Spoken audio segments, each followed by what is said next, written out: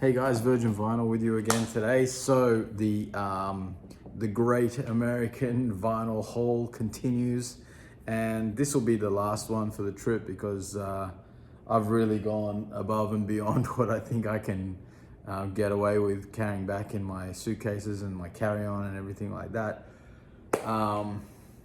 It's gonna be pushing the pushing the friendship because I haven't just bought records.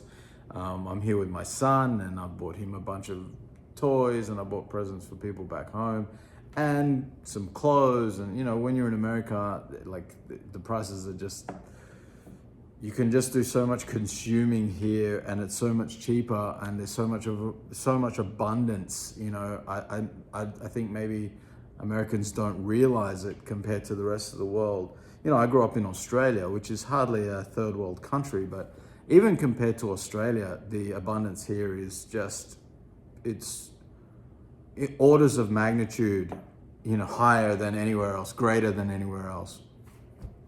And so, you know, when you come here as a tourist like myself, visiting family that lives here, it's quite jaw-dropping and exciting and fun to just sort of dip your toe into that consumer world.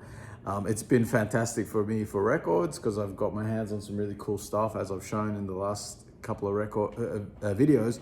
But it's also been great for, you know, getting shirts and, you know, socks and shoes and all the other stuff that for my son, especially school bags, whole bunch of cool stuff. So anyway, I won't go on and on and on about that, but just to say that it's been a lot of fun, and hopefully we can come back here maybe next year or the year after and do it all again. So what have I got this time? Well, most of these I got from ordering stuff online and having it sent here since I've been here. So except for the first two, which I'll show you. So I was talking about this in the last video. This is Ramatam. It's the first album from this band.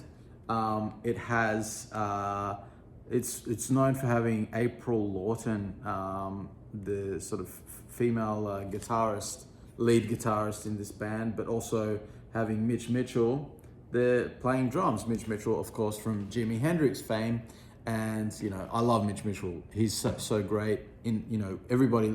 I love Jimi Hendrix, but I think what makes, no, I'm not going to say that. I'll say one of the things that makes the Jimi Hendrix experience so cool and compelling, apart from Jimmy's amazingness, is Mitch Mitchell. He's a great drummer, and he was perfect for Jimmy, and I love his drumming with the Jimi Hendrix experience. So when I heard about this recently, I thought, yeah, I got to get my hands on it. So that I got this copy for $10 in the record shop Rust and Wax here in West Palm Beach, Florida. So that's very cool. $10, man. We don't have that luxury when we're shopping in Israel for records. This one is even cooler, $8 for Jethro Tull, Songs from the Wood. This is my favorite Jethro Tull album. It's the first album of Jethro Tull that I really, that I got and that I really fell in love with. And it opened the door, it opened the, you know, the gateway into the rest of Jethro Tull's magic. Although, to be honest, I was, after hearing this and then listening to some of the earlier stuff, it did take a little bit of a while for it to click exactly with me. But, you know, that didn't last too long, because this is really kind of unique. This and Heavy Horses kind of occupy a different aesthetic to the rest of Jethro Tull's music in a way. And it's also like kind of at their most musically advanced, I think. You know, the playing on here by the whole band is incredible. The great Barrymore Barlow on drums, you know, probably one of the, if not the top guy in prog in the 70s, like he's right there. And Martin Barr, of course, on the guitar. All of them. John Glasscock on bass, great. David Palmer, who would later become D. Palmer, I think, you know, after transitioning or whatever. And John Evans on piano as well. Awesome stuff. Really, really, every song on here is a masterpiece. I mean, Songs from the Wood, Jack in the Green, Cup of Wonder, Hunting Girl, Ring Out Solstice Bells, Velvet Green. Like every song I listen, as soon as I read the title, it just starts playing in my head. This is a masterpiece album. Absolutely love it. Super stoked to get it for $8. Okay, so now, and again, that's also from that Rust and Wax place. Okay, so now everything else here in my pile has come through the post. Okay, so this is stuff I've either ordered from Amazon or from other record places around America that have arrived. And this is one of them. A little bit bummed because it's a bit bent here on the corner, but my favorite band, Mahavishnu Orchestra, really wanted to get my hands on this one. It's a great live album. I'll open it up for you. It's got, actually the way they've done it is quite interesting because it's a 3-disc thing, but the third disc sort of comes in a separate one like that in the middle, but there you can see, pictures. Hang on, I'll just put that down. Try and get it without the glare. Pictures of the guys inside. And there's a bit of a blurb there, which I haven't actually read yet because I just got this delivered today. So I'm really stoked about that. There's some nice pictures of the guys there as well on that. But I had downloaded this as a digital version, so I'm quite familiar with the music. And there's some absolute fire on here, extended solos. Really amazing stuff. The version of Birds of Fire that opens this is fantastic. One Word is incredible. The whole, it's Mahavishnu Orchestra. Of course, it's all incredible. And I really wanted to have another live album apart from Between Eternity and whatever. I'm blanking, man. I can't believe it. Between Nothingness and Eternity. Fuck. Anyway, that's a classic album, of course, and some of that material is on here as well, like Dream. So it's really, really cool. 1972, which is kind of the peak of this band, this version of the band with the original lineup at their most sort of synergized, I guess, sort of most connected and feeding off each other. Billy Cobham just drumming up a storm, furious soloing from John and from Jerry and from Jan.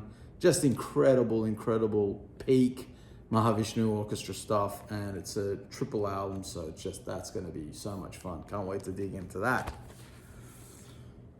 Kind of something from the same, well, almost the same era, a couple of years later, but almost the complete opposite end of the scale in a way, and that is this beautiful album right here. Mike Oldfield, Incantations, double album, gatefold there. Beautiful stuff. Also got a little bit damaged in the transit, which is a bit annoying, bit sort of bent up here, but there's Mike on the back, looking kind of a bit lonely there on the beach, contemplating his incantations.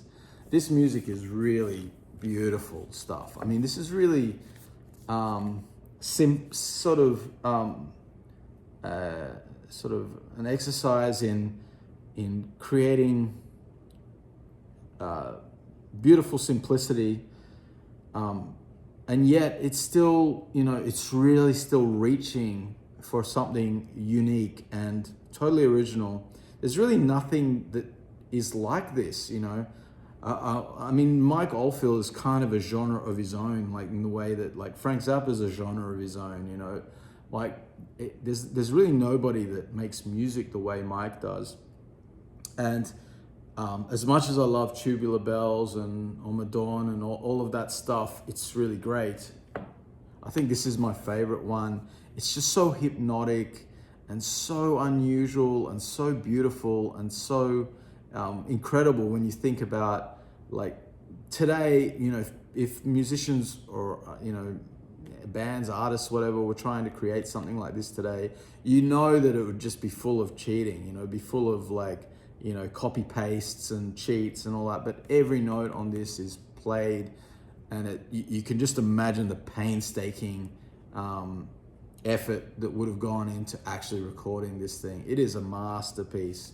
I absolutely adore this album, and I'm new to it actually. You know, like I got into Mike, of course, with Tubular Bells, and you know, I wouldn't have called myself a huge fan, but I love that album, and Almadorn is really good too. This one I didn't really listen to until fairly recently, and fallen in love with it, and it's become my favorite. Maybe it's just a recency bias or something, but I don't know. I imagine like this will remain a favorite for a long time to come. This guy, Miroslav Vitos, Infinite Search. This album I absolutely love. I love it for a number of reasons. One, Miroslav Vitos is such a cool upright bass player. There he is on the back, looking very cool. What a cool dude. I love this guy. He, of course, is renowned for being in the, you know, founding member of Weather Report. Those first few albums he was on are, I don't really like the first Weather Report album all that much, but the second and third ones with him are really, really good. The second one, I Sing the Body Electric, is my favorite. And this is kind of, you know, like similarly, you know, in a similar sort of vein, I would say. It sort of which kind of follows on from that sort of chaotic electric jazz that Miles Davis created. You know, it's more, I guess it's more electric jazz, although he's playing a you know, upright acoustic bass, but everybody else is electric, and it's more in the electric jazz, I guess. No, it sort of interweaves with jazz rock fusion as well, and it sort of inhabits that kind of in-between landscape, and it's awesome. I absolutely love this album. Another reason I love this album is because of the incredible lineup. I mean, listen to this. So you got Miroslav Vitos, one of the greatest jazz bass players of all time. Joe Henderson on the tenor sax, which is great. But then you've got my guitar hero, favorite musician, John McLaughlin, on guitar. Then you've got one of my favorite piano players of all time, Herbie Hancock, and one of the greatest jazz drummers of all time, Jack DeJohnette, also on there, which is incredible.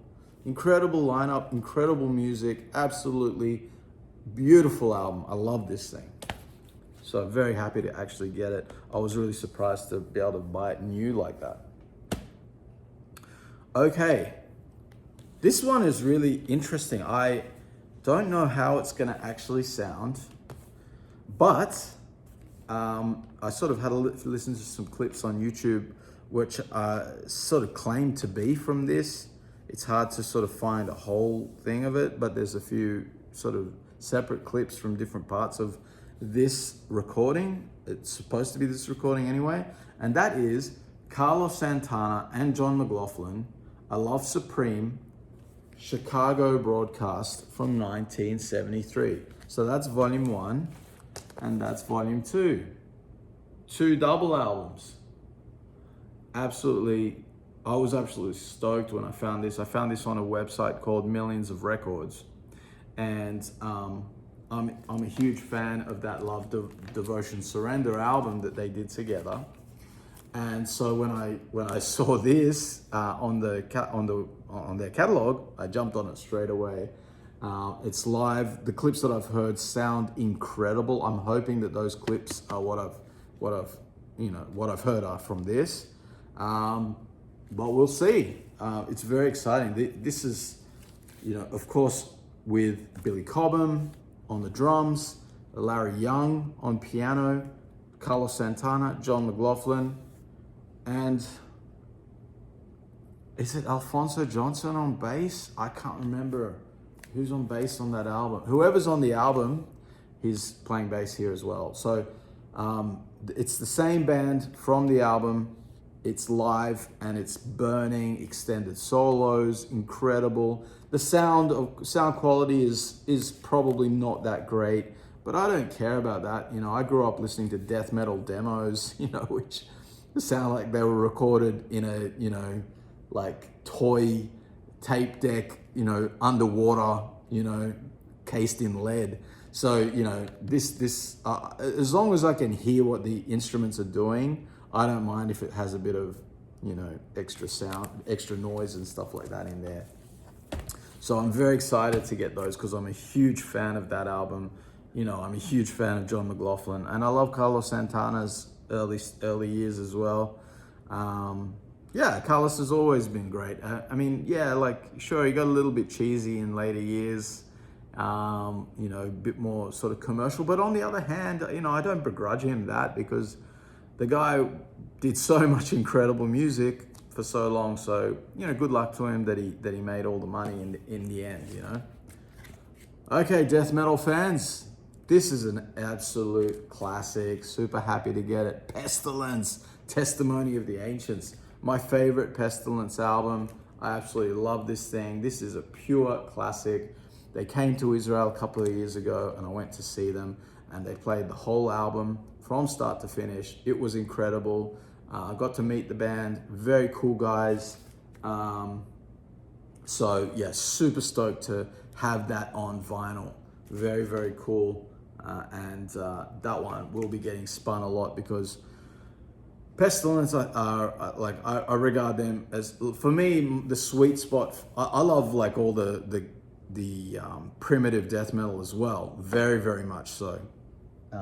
You know, like I said, I grew up with a lot of those death metal demos, which are fucking primitive as.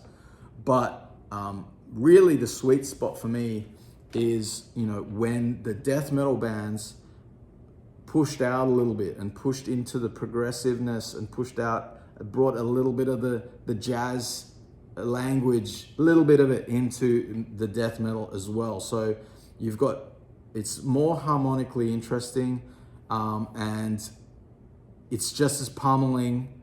It's still heavy as fuck. This is still not an album for your mom to listen to, but there's something there musically that's more interesting, and that's the sweet spot for me. So bands like Pestilence, Atheist, Damage, like Kythia Flame, these kind of bands, I really love how they stretch death metal out. And there's another one here that does that as well, which I'll show in a second. There's another couple of them. Anyway, so that's that one. Absolutely love it. Great album. Fantastic stuff. Okay, so I was really hoping to get my hands on an album from this guy because, as I said, I really love him. And this is my favorite album. I think this or the next one would probably be a tie. But I love all this stuff. It's just so great. And that is, of course, the master Jimi Hendrix himself.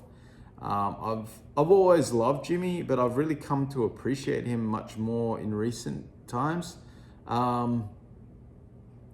Like, you know, I sort of didn't quite get his albums. I always had his, I had a couple of different best ofs growing up, and that kind of seemed to be enough. And I had also Live at Woodstock on CD back in the day.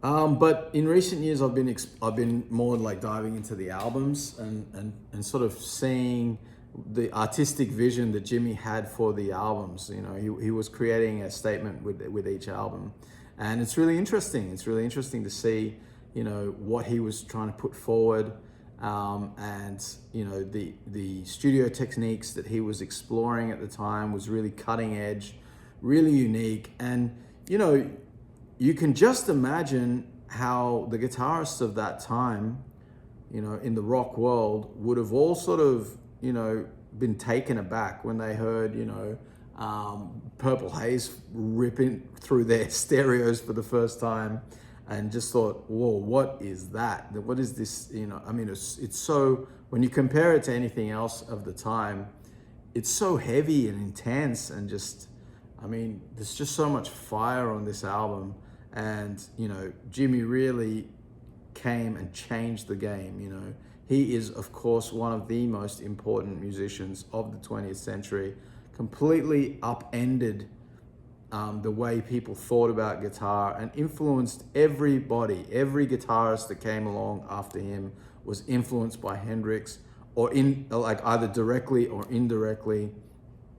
All of my favorite like jazz rock fusion stuff is all influenced by Hendrix, you know, because Hendrix was taking rock music but infusing it with improvisation, which was traditionally more of a jazz thing and a blues thing, but he was taking it into really uncharted territory and creating a whole new thing with it. And you know, you see it here, and of course he develops it more on like he takes it even further out on the next albums. But just as you know, I really wanted to get my hands on this, especially this version of it too, not the version that you get in other countries, which even though it has more songs on it and it's a double album, it doesn't have the same sequencing, and I just don't think it's like this is the statement of intent. I think this version of it is the version that you need to have. And even though at some point I would like to get my hands on the other version, which has I think like another 10 songs or something like that, or 8 songs, and they're all great. And so it would be great to have that on vinyl as well. This one is you know, this is the sort of landmark album that really changed the game, and I love everything about it. It's a perfect album. It's just such a beautiful thing. There's Jimmy, Mitch, and Noel. Blanking on his name, the least important guy in the band, let's be honest. It's really Jimmy and Mitch, which were the, you know, absolutely killer players. But you know, Noel Redding's like, he's in the Jimi Hendrix Experience, so he's written his name in the history books of rock and roll for all time, and has attained legendary status, rightly so, for that fact alone. So, you know, lots of love and respect to him. Anyway, great album, super happy to have that. Okay, total change of scene here. Demilich, Nesbitt. This thing is an absolute beast, and I'm super happy to have it. I'm a little bit bummed though, because I thought when I ordered it that it was the colored vinyl, which was like looked really cool, but they've just sent me the black vinyl. So I don't know, maybe I'm not sure if that's my mistake or their mistake, but anyway, I don't really care. At the end of the day, I've got this incredible album, which is one of my favorite death metal albums. This thing is really pushing the boundaries. When it came out, it was very divisive. I think it's probably still somewhat divisive, although I think metal fans have become, you know, death metal fans these days are a bit more eclectic and maybe open to sort of the more progressive and technical side of things. Of course, those are whole genres now. This album really explores like sort of dissonance and complex rhythms and you know, just insanity, pushing it to the limit. But it's still very musical, very catchy. These riffs become earworms, and you know, I think for me, that's a real achievement. You know, that's one of the things I love about death metal, is that you can take something that's so harsh and you know, unforgiving and brutal, and still capture a musicality there, something that hooks the listener in and keeps you engaged the whole time. And this album most certainly does that. It's famous for its, you know, the vocals, which are not to everybody's taste, but I like the way he does it. It's so cool. It's super guttural, almost alien-like though, like not just like gurgling like you get in a lot of the sort of death grind and stuff like that. It's more like sort of otherworldly, you know, like it sounds like some creature from the underworld or something. Like it sounds like what that vocal style is supposed to be, which is this sort of otherworldly demon sort of thing going on here. That's the original artwork there on there. What have we got inside? Is there any? I think there was lyrics or something. Oh, great. That's falling apart. Fantastic. I might have to change that. So there it is. And you've got, oh, it's really cool because that's kind of embossed as well. So that feels really cool. Sick logo. And it just comes with this lyrics sheet there and more lyrics on the back. Yeah, that's it. Pretty straightforward, pretty simple, but this album is anything but straightforward or simple. It's a great album. Absolutely love it. So super stoked to have it. Okay, get back in there, you bastard. I'll fix that later. All right, another really cool one that I was so like, I had like a bunch of things that I was hoping to get when I came over here, and I had them listed on Amazon. One of them was the Mahavishnu Orchestra Live that I showed you. One of them was this one, and both of them, when I arrived here into West Palm Beach, that's when I wanted to order them, just for the shipping, make sure it arrives when I'm in the right location. And they stayed in my cart for like, I don't know, it must have been about 3 or 4 months until I got here. And then the day before, they both like sold out, and I was like, no. But luckily they both, well, this one I'm about to show came back into availability, so I ordered it straight away, and I found the other one from a record shop called Renaissance Records. So I got that one sent from there. But this is what I'm talking about. I'm talking about this absolutely beautiful reissue, I think it's remixed and remastered live Gentle Giant live. What is the actual name of it? Playing the complete live experience. So here, this album was, you know, originally released in the 70s, but this one they've added some of the violin solos, I think, that were taken out of it, and they've changed the sequencing to the actual concert itself. So now you get the whole concert experience. You know, there's pictures on the back there. You can see, I don't want to spill anything out here yet. So it's got that's the obi strip, but I'll try and do this in a way that doesn't make too much of a mess here. You can see all this cool stuff on the back. Absolutely incredible 3-disc live album. That's the obi strip there that I'm keeping. When I get a proper cover, I guess I'll put it on. Gentle Giant, I think, are probably musically the most advanced and most unique and original of the prog bands of the 70s. They are just incredible. They really didn't put a foot wrong, except until Giant for a Day. I mean, some people complain about Missing Piece as well. I think Missing Piece is not as perfect as what came before them, but there's still some great stuff on there, and I did grab it because it was cheap. Yeah, I think everything up to Interview, from the first album until Interview, is perfect. Like perfect prog. They didn't put a foot wrong. Like it's perfect Gentle Giant. Incredible musical interplay. Creating these short songs, like they don't do epics like Genesis or Yes.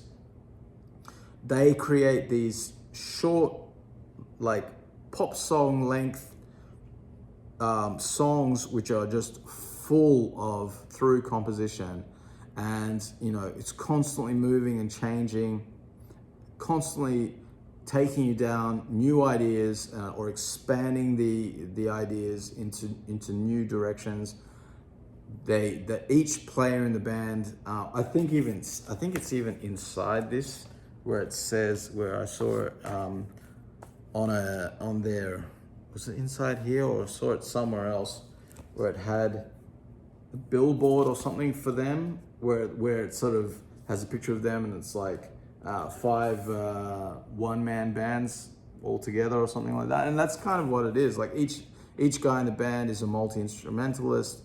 They're all top class players, and incredible songwriters, incredible. And really, for there's certain bands. There are certain bands that we love just because the tunes are cool and they're just cool, but there are other bands that create something that's so entirely unique that there's nothing that sounds like them before or after them.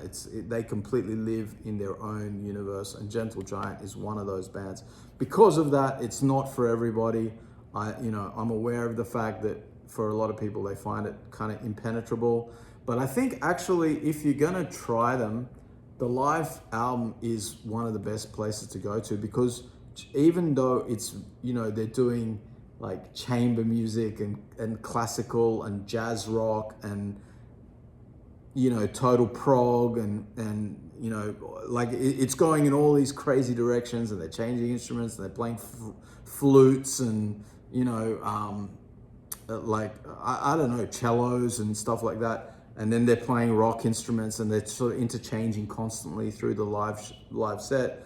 It all rocks. There's a funkiness to them. There's a rockingness to them that is totally there. And, it's got a lot of energy in it as well. It's not just like sort of sit around and like stare into space kind of stuff. This is like, this is not music that you can just lie down and go to sleep to. This is engaging. And live, it's even more so, because it's like, in the studio albums are great. I love them, and I'm sure a lot of it was played. Some of it would have been played live in the studio. But you can always sort of think, well, like, yeah, like to pull that off in the studio is, you can sort of use multi-tracking and take your time and put it together. But when you hear them playing it live here, you see how expert they truly were and how great they really are, because they do not do any fuck ups. This is just incredible playing, incredible arrangements, incredibly difficult music, and they just nail it. And don't just nail it like, oh, we got through it. They perform it and it's just kicking. Incredible stuff. Super happy to have this on vinyl. Can't wait to get home and spin that one. All right, here we go. Another death metal one. This is one of my favorite sort of death metal bands. Well, a couple of their albums are anyway, and this one is one of them. Their debut album, Vital Remains, Let Us Pray. An absolute diabolical beast of an album. Totally what you want, totally like ticks all the boxes of like kind of this death metal stereotype. It's pulverizing, it's intense, it's satanic, it's brutal, it's got everything you want. It's got the sort of extreme and ugly kind of artwork on the front. It's got like the satanic imagery on the back. It's got the guys there looking, I don't know if you can see that, very metal. And it's fucking awesome. I love this thing. It's an absolute beast of an album. There's an insert in there. You don't need to see that. It's just with the lyrics. Very, very happy to get that. The other album of theirs is Forever Underground, that I really love. Actually, I love everything up until Forever Underground. Those first three albums. Even the one after Forever Underground is really good as well. The last two albums, Dechristianize and Icons, what is it? Icons of something of Icons. I don't know. The one that has like Jesus being nailed to the cross on the cover.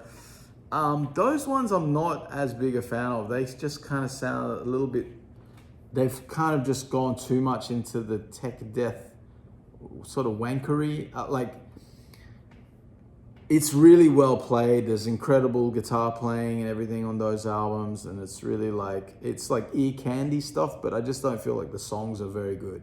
Here, the songs are really memorable, really catchy, really That's what you want from your death metal. You want your death metal to be memorable, not just like what it's become today is just this pummel of just everything is just maxed out, and it's like it's all about the aesthetic and not about the actual songs, you know. And in many cases, you know, of course there are exceptions to that, but you've heard me bitch about modern production and modern songwriting and everything like that a million times. And this is an album that is another go-to album that I would say, like, if you want to get into death metal and you want to hear like how it should be done, this is one of those albums. This is absolutely great. I love it. It's one of my favorite death metal albums, and super, super stoked to have it on vinyl. And the final album I picked up is the wonderful Enigmatic Oceans by Jean-Luc Ponty. This is his masterpiece album. The compositions on here are absolutely beautiful. The lineup on this is incredible as well. You've got, of course, the master Jean-Luc Ponty, you know, one of the greatest, one of the top guys of jazz rock fusion from the 70s, you know, really, like, you know, we always talk about Weather Report and Mahavishnu Orchestra and Herbie Hancock and Return to Forever. And Jean-Luc Ponty should be there as well as Billy Cobham. I think those are really like the top, there's the top group, you know. And there's, you know, there's others as well, of course, but I think just for like the groups that put out a bunch of consistently amazing albums in the 70s. I mean, Jean-Luc Ponty put out more consistently great albums than most of those bands that I just mentioned, most of the other top bands, except maybe Herbie. I mean, just incredible. Like every one of his albums is really very good. It's like it ranges from very good to masterpiece. This is one of the masterpieces. You got Jean-Luc, you got Alan Holdsworth, my other favorite guitarist. You got Dal Sturmer also on guitar, who is also very good, and it's really interesting how he interplays with Alan. You know, they both have a completely different approach to guitar playing, but it works so well here, how they feed off each other. And then you've got the incredible Ralph Armstrong on bass, known as well from, well, he did quite a few albums with Jean-Luc Ponty, live stuff. Very, very good bass player. Excellent. One of my favorites from that era, from the 70s. Of course, well known for being in the second incarnation of Mahavishnu Orchestra and on my favorite album of all time, the Visions of the Emerald Beyond. And you've got Steve Smith on the drums, you know, the amazing Steve Smith, one of the great fusion drummers, still around today, awesome stuff. And Alan Zavod on the organ and synthesizer, piano, all that stuff, also incredible musician. So incredible lineup, absolutely beautiful. You know, Jean-Luc brings his European sensibilities to the whole jazz rock thing, and sort of infuses it with that whole lineage of European, you know, music and classical music. He was classically trained on the violin, learnt, like really developed his improvisational skills first on clarinet, and then implanted it transplanted it, that's the word I was looking for, transplanted it onto the violin, and it became one of the greatest jazz violin improvisers of all time, and one of my all-time favorite musicians. So super stoked to have this absolutely beautiful, beautiful record in my collection. I love it so much. I love it so much. Alan, of course, you know, the reason why it becomes the greatest Jean-Luc Ponty album is because it has Alan Holdsworth on it, who is also, like Jimi Hendrix, like Miles Davis, you know, like John McLaughlin, or maybe not so much John McLaughlin for the whole world, but just one of the most important musicians of the musical geniuses of the 20th century. Very misunderstood. A lot of people don't get it. that's fine. It's not easy music to get. I get that. But if you do get it, it's like sublime, and anything that Alan plays on gets lifted up, like, tremendously. So when you've already got, somebody like Jean-Luc Ponty, who is one of the greats of that genre, and then you add Alan Holdsworth, who was also one of the greats of that genre and one of the greatest musical geniuses of the 20th century, you get lifted right up into the stratosphere, and this is incredible stuff. Beautiful album, absolutely beautiful. That's all the records that I've got in this haul. Very happy with all of those, but I also got I ordered my dad was supposed to come and visit me in, 2023, and then the war started, and so he couldn't come. But before the war started, I ordered some t-shirts. At the time, I was very much more just focused on death metal. So I ordered from Hell's Headbangers a few shirts. This one, of course, is not death metal, but Lucifer's Friend, one of my favorite, rock, prog, jazz fusion. They did kind of everything, heavy metal, they did everything. But this album that this shirt is from is one of the beginnings of proto metal. This is 1970, an incredible album, the debut album from Lucifer's Friend. If you love Black Sabbath, the first Black Sabbath albums, and the early Deep Purple stuff, and like all the proto metal stuff, that sort of heavy rock proto metal, you need to check out Lucifer's Friend. But if you're also more adventurous and you like prog and you like jazz and stuff like that, check out their other albums too, because they branched out into all sorts of directions. This is Massacre. Look at that. This is from the demo, one of their demos, one of my favorite demos from them. I really like their demos almost more than their debut album, which is also a classic. But I love the old logo there. How cool is that? Very cool. Look at this demon creature. Love it. I absolutely love it. Very, very cool. I think they got on this demo, it's really interesting because they've got this crazy bass player on there who I don't know whatever happened to him. I can't see that he did anything else of note, but he's playing all this wild bass playing on there that's, even you would call it funky, but it's still proper death metal. There's some slap bass and shit in there. There's even a bass solo, kind of slap bass solo on one of the tracks.